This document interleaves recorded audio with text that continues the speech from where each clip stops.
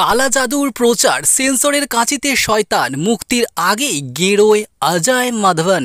দিন কতক আগেই মুক্তি পেয়েছে শয়তানের ট্রেলার, যেখানে নেতিবাচক চরিত্রে ধরা দিয়ে শোরগোল ফেলে দিয়েছেন আর মাধবন। হরর থ্রিলারের ঝলক দেখার পর অভিনেতার স্ত্রীও তাকে দূরে থাকার হুমকি দিয়েছেন। বিশ্বাস করা যায়?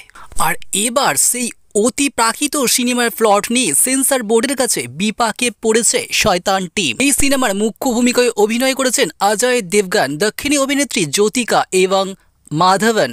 আগামী 8ই মার্চ প্রেক্ষাগৃহে আসছে এই শয়তান। তার প্রাক্কালীন সেন্সরে কোপে এই super natural thriller certificate US certificate ছাড়পত্র পেয়েছে এই শয়তান।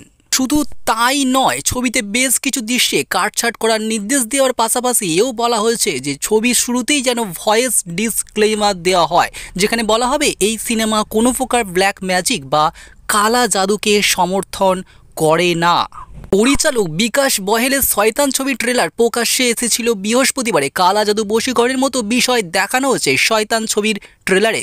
দেখা গিয়েছে অজয় ও জ্যোতিকার মেয়েকে বশীকরণ করেছে আর মাধবন। ফোনে চার্জ দেওয়ার নাম করে সে প্রবেশ করে বাড়িতে, আর তারপর বশ করে নেয় তাদের একমাত্র মেয়েকে, যার ফলে সেই মেয়েটি নিজের মা বাবাকে পর্যন্ত খুন করতে দ্বিধা করে না।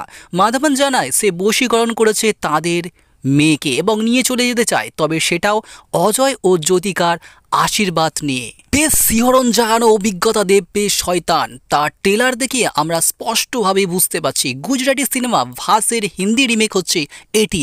এখন দেখা শুধু এটি যে কেমন লাগছে দর্শক বন্ধুদের এই সিনেমা। অবশ্যই দেখে কমেন্ট করবেন যে এই সিনেমাটি আপনাদের কেমন লেগেছে, এমনি ভূত প্রেত সম্বন্ধে আপনাদের কী চিন্তাধারা। দেখছেন BS news Bangla all in all, যেখানে সব ধরনের মিডিয়ার একটি মাত্র চ্যানেলে পাবেন। চ্যানেল সাবস্ক্রাইব করে সঙ্গে থাকুন।